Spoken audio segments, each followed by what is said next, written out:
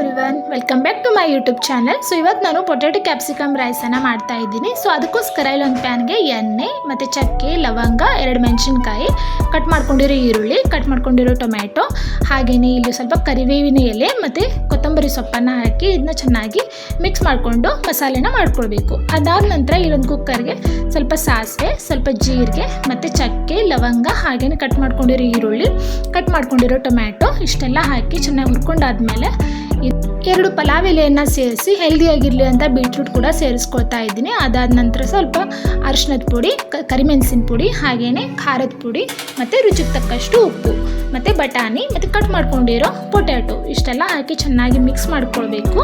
ಇದಾದ ನಂತರ ಸ್ವಲ್ಪ ಇದು ಎಣ್ಣೆ ಬಿಟ್ಟಾದಮೇಲೆ ಇದಕ್ಕೆ ನಾನು ಇಲ್ಲಿ ಮೊದಲೇ ರೆಡಿ ಮಾಡ್ಕೊಂಡಿರೋ ಮಸಾಲೆನ ಹಾಕಿ ಚೆನ್ನಾಗಿ ಇದನ್ನು ಕೂಡ ಮಿಕ್ಸ್ ಮಾಡ್ಕೊಳ್ತಾ ಇದ್ದೀನಿ. ಸೊ ಇದು ಎಣ್ಣೆ ಬಿಟ್ಟ ನಂತರ ಇಲ್ಲಿ ನಾನು 2 ಕಪ್ನಷ್ಟು ಅಕ್ಕಿ ತೊಗೊಂಡಿದ್ದೆ.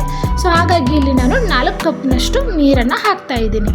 ಸೊ ಹಾಕಿ ಕುದಿ ಬಂದ ನಂತರ ಇದಕ್ಕೆ ನಾನು ಕೊತ್ತಂಬರಿ ಸೊಪ್ಪನ್ನು ಸ್ವಲ್ಪ ಸೇರಿಸಿ 4 ವಿಸಲ್ ಕೂಗಿಸಿದ್ರೆ ಇಲ್ಲಿ ನಮ್ಮದು ಪೊಟ್ಯಾಟೊ ಕ್ಯಾಪ್ಸಿಕಮ್ ರೈಸ್ ರೆಡಿ ಆಯಿತು.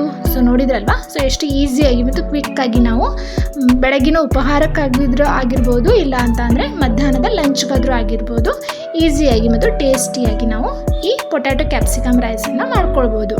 ಸೊ ಈ ವಿಡಿಯೋ ನಿಮಗೆ ಇಷ್ಟವಾದಲ್ಲಿ ಒಂದು ಲೈಕ್ ಮಾಡಿ, ಶೇರ್ ಮಾಡಿ, ಹಾಗೆ ಸಬ್ಸ್ಕ್ರೈಬ್ ಮಾಡ್ಕೊಳ್ಳೋದನ್ನು ಮರಿಬೇಡಿ. ಟೇಕ್ ಕೇರ್, ಬಾಯ್.